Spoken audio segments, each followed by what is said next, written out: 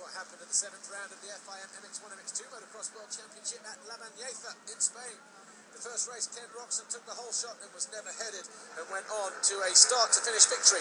In the early stages, Nicolas Aubin, Jeffrey Hurlings and Tommy Searle were 2nd, 3rd, 4th, but Tommy Searle eventually found a way first past Jeffrey Hurlings to go 3rd and then past the Frenchman, Nicolas Aubin, to go 2nd. He would go on to finish 2nd in the first race behind Ken Roczen. Hurlings eventually found a way past the Frenchman on the HDI KTM, Nicolas Aubin, to move himself into 3rd to keep hold of his championship lead that he picked up 1 week ago in Portugal. Zach Osborne was 5th for a couple of 3 laps in the beginning of the race, but he fell not once but twice and would eventually not finish the race. Gauthier Paulin had a bad start and came from 11th on the first lap to finish in 4th ahead of Nicolas Aubin, who eventually dropped to 5th. Arnold Tonis was 6th, but it was a win for Roczen.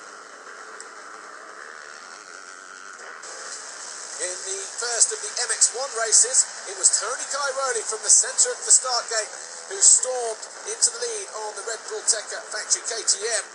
He led for about 15 laps as well. Max Nagel, his teammate, went with him in the early stages, but Clement Sal, well, he started in around about 7th place and found a way past Rui Gonçalves and Evgeny Bobryshev before making a mistake that left him with a load of track fencing around the rear wheel. Tony Cairoli wasn't really escaping at the front as Stephen Frossard then found a way into 2nd, pushing the KTM and Max Nagel down to 3rd. Clement Salvo, once he'd found a way past the number 19 of David Philipparts, he looked like he was going to go on and challenge for the lead, but that mistake that saw him get that rear wheel full of track tape cost him dearly, and he eventually would finish in 5th place. Cairoli made a mistake and allowed Frossard through for the lead. And then eventually David Philipparts also challenged as well for the top spot. It was a win for Frossard though. MX2, race 2, Tommy Searle looked to have had the whole shot, but around the outside it was Ken Roczen on the KTM. And the Monster Energy Kawasaki rider Tommy Searle would eventually have to settle for 2nd position in the race. Jeffrey Hurlings again didn't make a great start, started 5th, found a way past Arnold Tonis on the Yamaha to go 4th. Ken Roczen though was out on his own at front. Tommy Searle was 2nd, Paulin was 3rd, Hurlings was 4th and Arnold Tonis was 5th. The Spaniard Jose Butron found himself going out with engine problems in the middle of the race and would lose that 11th position. But Tommy Searle, though, was left scratching his head and wondering what he could do over the next 2 weeks before they go to Sweden, and to see how he could deal with Ken Roczen, who went on to take 2 wins here, and he won the Spanish Grand Prix. But Gauthier Paulin, he got on the podium. He eventually finished in 3rd in the race. It was all about Roczen this weekend as he retook the championship lead.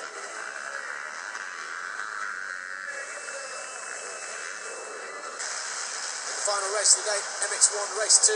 Once again, Tony Cairoli almost spitting image of what happened in Moto number 1 as he stormed to the lead, and this time was never headed.